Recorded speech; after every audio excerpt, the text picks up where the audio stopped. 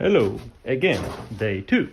And now, for today's episode, pistons, brand new from Engine Tech, with new bearings, placed on a crankshaft that is old but is grinded to +1 size. Also, all the bearings on the crankshaft are also +1 size, which is 0.010 inches, I think. I don't remember. New rings that came with the piston, from everything from Rock Auto. Pistons are placed on old rods, new bearings, old bolts, old crankshaft bolts. Everything is overbore +1, so let's get started. As I was disassembling this Jeep engine, I was marking every one of these rods with a dot. 1 dot, 2 dots, and etc. till 8 dots. And I was marking those dots, as you can see, on the timing chain side, which is corresponding with this indentation on the piston. And it also tells us that this is the timing side. But as because this is all new and this cutting is also new, that doesn't matter, but you can do it. You never know when you need it, because this rod bearing rod cap is it's only corresponding to this rod bearing. You cannot swap them around first, second, etc., because it's made as a whole set by the machine in the factory. Those pistons were very cheap, cheapest on the market in Rock Auto and Engine Tech, I think. And the quality is they've made from aluminium. The grooves for the rings are okay, everything seems fine, but you must, as I try to show you, check things like this. It's clearly grabbing my finger. So every other, I have already done this, every other piston I had in my hand, I was with a file, very fine file. I was just making 1, 2 passes here and here and here and here. Check for any rough edges. The same goes here. Not to mention, you must check if it's not somehow in the warehouse banged on the edge, which isn't a big deal. As you can see, this is factory indentation, but when you pound something on an edge, it also along with the indentation, you also gain a little bit of hump. So you must be sure not to have any anomalies on this edge, on any edge. It must be smooth, so better check it and just go around with your finger. If you find something, you can double check with a nail. Like here, I'm feeling something, but the nail is not catching on this, but it was catching on this. So a little bit of fining. Oh, you see, here we have something, but it's a here it is. It's a recess. It's not over the size, so you can leave it.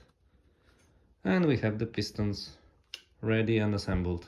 New bearings. The bearings, as you can see, have a locking mechanism.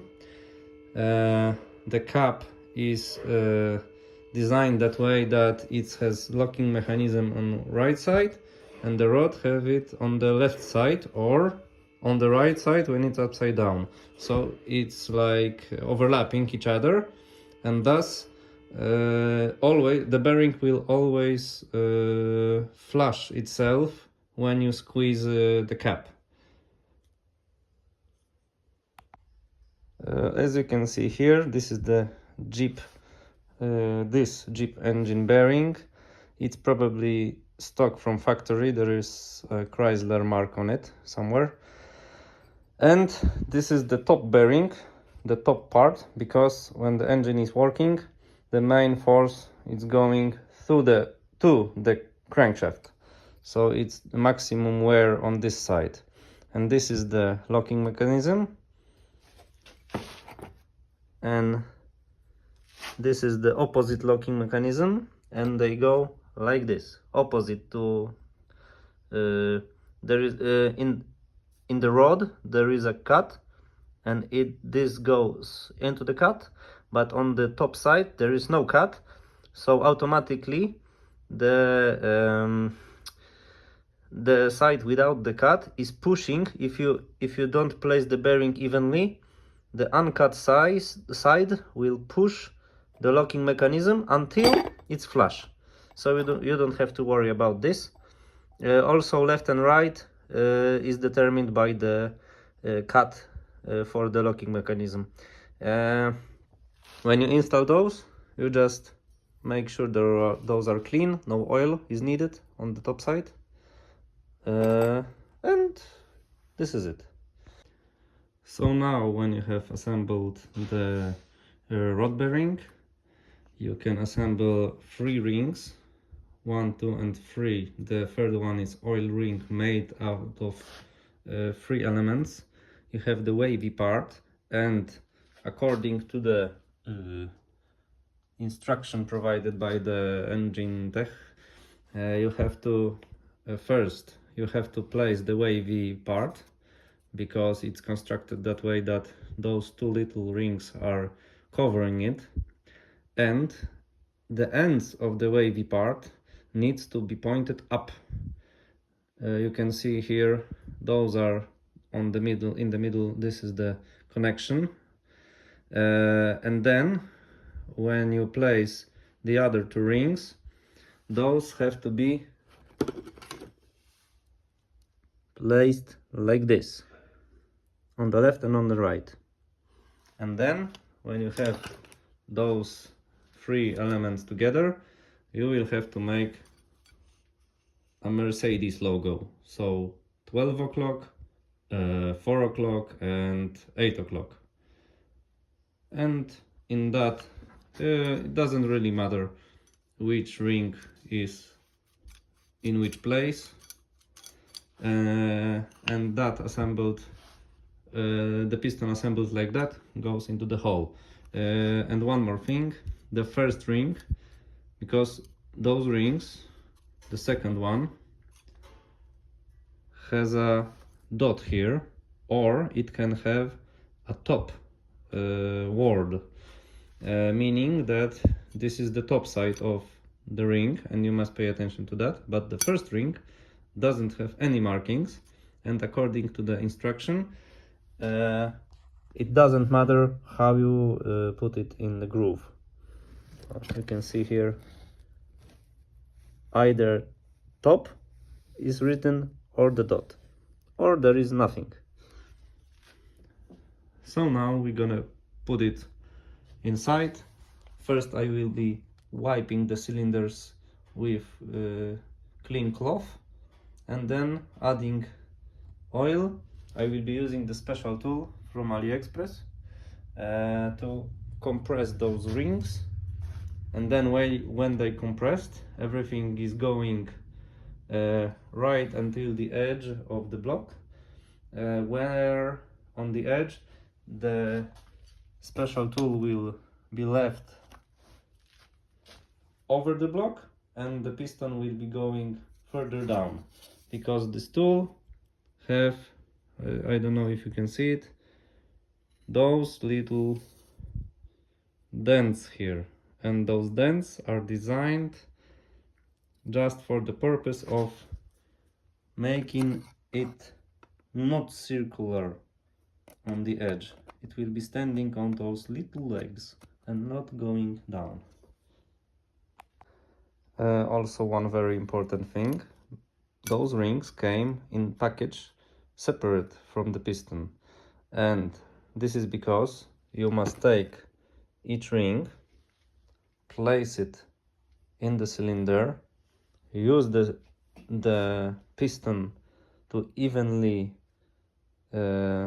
push it 1 inch inside, and then when it's inside you must take feeler gauge and measure the distance between ring lock. This, when compressed, must be allowing you to place, in the case of the Dodge, up to 0.50 millimeters.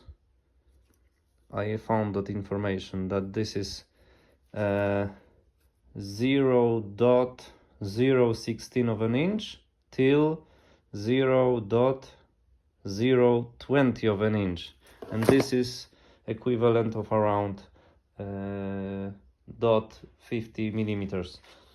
So you must check second ring, first ring, for both rings. The oil ring can be a little bit tighter, but the general rule is all the rings must be with a gap, a specific gap. When it's too tight, you must use special grinding disc. The machine shop has them, or a file, to widen the gap, and you're good. The problem starts when you have too wide gap. You cannot make it smaller, so you must buy, I think, additional set of rings to fix that. Now I took the special tool. The oil gap is here, but the oil ring is flush with the piston, so I choose this side to make the tool overlap, because there is nothing for the tool to catch on and, you know, move it, realign it. And now when it's placed here, as you can see, this is the indentation indicating the time inside. This is the top of the engine that the instruction was talking about. So we have an oil ring here, the wavy part, and then the wavy part midpoint sits on the top. Two accompanying rings to the oil ring, to the wavy part, are placed here and here, 120 degrees, as I remember. So basically you read it like oil ring gap is here, so the next two rings, or the first two rings, needs to be Mercedes logo, so here and here. And as I was using this tool, it's a metal sleeve. This it's compressing by this sprocket, and it has a beginning, so you must remember not to, you must be careful not to catch the end of any ring with this beginning. And that's why I've chosen the beginning to be on the top, because the wavy oil ring is basically flush with the cylinder, with the piston, so it's safe. The second ring is so far out that you see free space when it's off, so it's very unpredictable. So I recommend doing it like this: lubrication in the cylinder, lubrication of the tool. When you place the whole piston with the rod, you must remember that rod also have two bolts hanging, so you must be careful not to damage the cylinder wall when the quite heavy piece of metal is sliding down. Better to put your hand from behind and lift it a bit.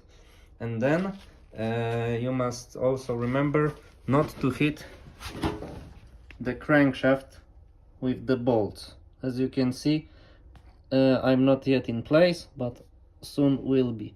I will be using my hammer's wooden handle to gently tap it, and it will slide down, and when it's completely flush, the tool will just pop off by itself. One more thing came to me just now. As you assemble the pistons with rods, I don't know if it's feasible, the rods are thinner to each other. As I was making those marks when I was disassembling, I haven't noticed that even if I didn't make those marks on the timing side, the rods are easily, you can easily see that the two rods that's going together on the crankshaft, on the crankshaft, are thinner to each other. There is a thicker material on the outside. So even if you only make dots in the middle, for example, 1 and 2 of them, you can easily distinguish them, which goes in which direction, because they have to be thinner side to each other. I'll try to show you in a minute. One other thing, when you're putting this device over the piston, make sure the rings are in place, that one of the rings, for example, didn't, as number 2 here, didn't go out of the groove, and it's fighting to the last second to pop inside. You must make it go inside gently. Also, the crankshaft needs to be either in the lowest position or the most up position, because the dangling rod don't have enough space to hop on the crankshaft when it's in the middle position. So you must be sure to make it, to give it room, or just go in the straight line, and the piston is then flat with the deck. Make sure the device is also gently pounded around, because it when you turning it, the sprocket, it can slide from itself. So you must push it to have even surface here, and then you just hammer it down with a wooden handle, and with another hand you're helping this rod to come to a good place. And remember, keep a straight line, because when the rod is somehow twisted, it happened to me a couple of minutes ago. If it's twisted, I didn't see it, the bearing, the corner of the bearing hit, it was a crankshaft then, it hit the crankshaft, and I had to remove the piston and gently file this, because it was just a corner. I had to file it to avoid a mark. Plus, this is quite movable left and right, so make sure you push it. If you already place one of them, push it to the wall, to the max, and then you have space for this. Go slowly and see and observe what you're doing.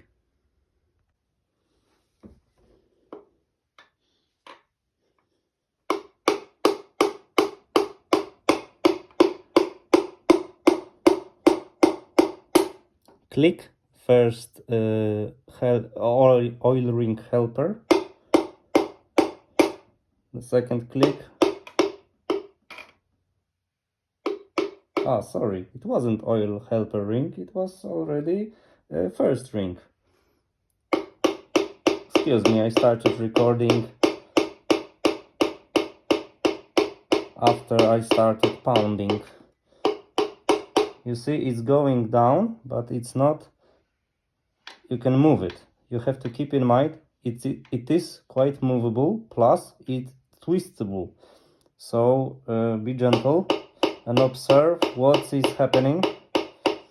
It's very easy to move it left and right, but it's quite hard to twist it because the whole piston diameter is now tight, quite tight in the cylinder hole.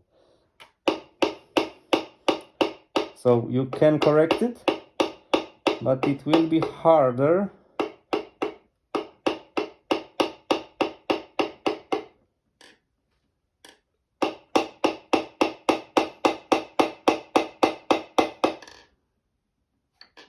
Oh, you see, now when it's above the half, I can take it with 2 fingers and I can gently twist it. I have a leverage, because before here there is no option. You can twist it higher.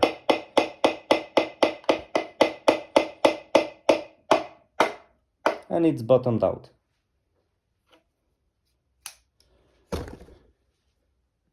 I can show you right now what I meant. You see, the left side is thicker and the right side is thinner. So we are placing the rods and the caps thinner side to each other. So one like this and one like this. This is additional checking point, because you know machine shop does one thing, but it's better to check for yourself what you're assembling. Please be sure you put on this piston pinion locks. No reason I'm telling you that.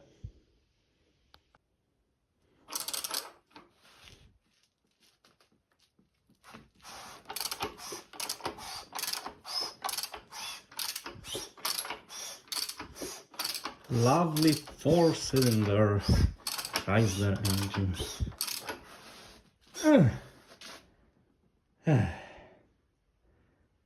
I had to partially remove 6 cylinders because I forgot to put clips on the pin, on the piston pin.